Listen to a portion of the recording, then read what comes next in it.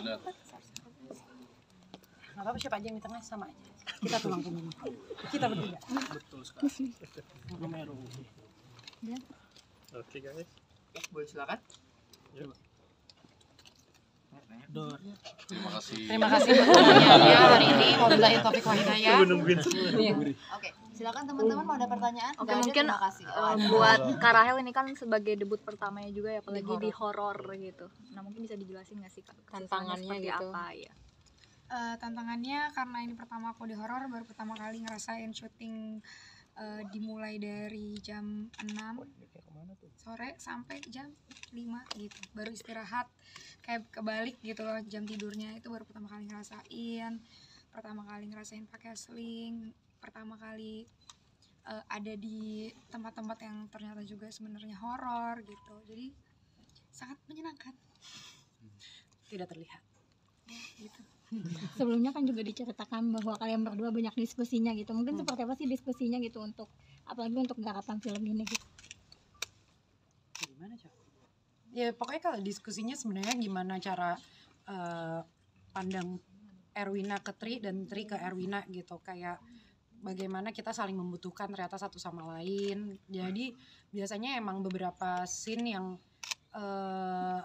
yang kita laluin berdua itu kita pasti ngobrol dulu gitu. Apalagi kan mungkin ada beberapa adegan yang Rachel juga aku take duluan, nanti baru aku ngeliat Rachel gitu. Jadi aku diskusi dulu apa yang lo mau lakuin dan lain-lain.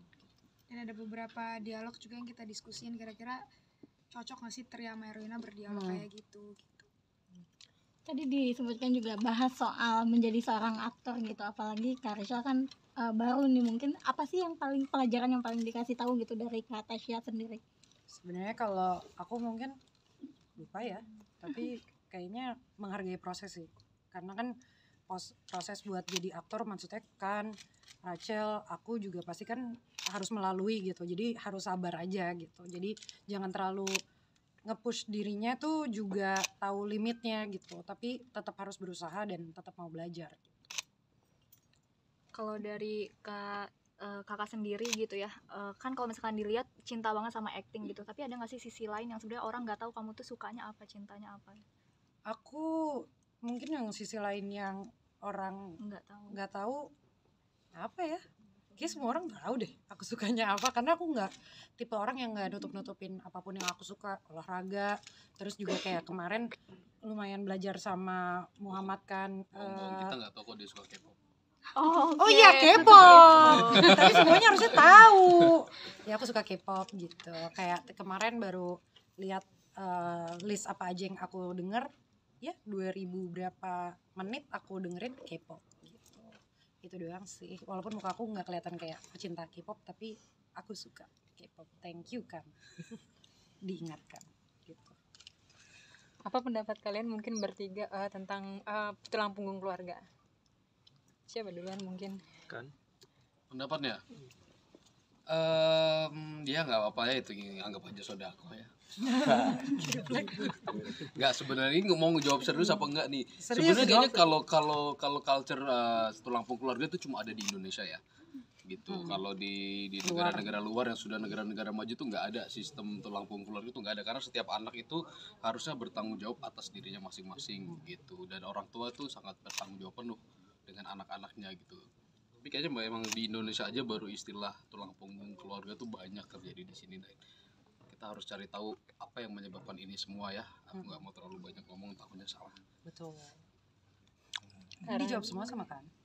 Tapi kalau aku mungkin lebih aku salah satunya mungkin tipe orang yang sangat gimana ya, ngelihatnya keren banget sih orang-orang bisa jadi tulang punggung keluarga gitu. Aku nggak ngerasa aku mampu untuk dikatakan seperti itu gitu. Tapi kayak misalkan mungkin Rachel atau kan menjadi tulang punggung keluarga itu kan nggak gampang gitu. Dan kadang jadinya di beberapa orang, nggak semua orang itu jadi menyampingkan kesenangannya sendiri. Dia nggak tahu apa yang mau dia lakukan. Kayak misalkan karakter Erwina ini kan juga jadinya dia nggak tahu apa sih yang bikin dia happy, apa sih dia nggak bisa bersuara karena dia terlalu memikirkan orang lain dibanding dirinya sendiri gitu. Aku aku sih merasanya semoga orang-orang di luar sana bisa bahagia dulu sama dirinya sendiri, baru bisa bahagiain orang lain gitu. Bener, sama kayak kalau di pesawat kan, kalau ada masker turun yang Kita dipakai dulu baru orang lain. orang lain. Menurutku itu benar. Jadi emang kita harus nggak apa-apa kok nolong diri sendiri dulu, baru nolong Orang lain. Rahel gimana? Ya pasti itu adalah suatu hal yang kita inginkan buat kita semua gitu kan. Cuman ya seperti Erwina, Tri dan Awang itu kan kita ada di posisi, banyak banget orang Indonesia yang ada di posisi seperti mereka gitu, yang dimana mungkin mereka tuh pengen mendahulukan diri sendiri tapi sulit ada di posisi itu tuh sulit. Kita mau mikirin diri sendiri, kita nggak tega juga.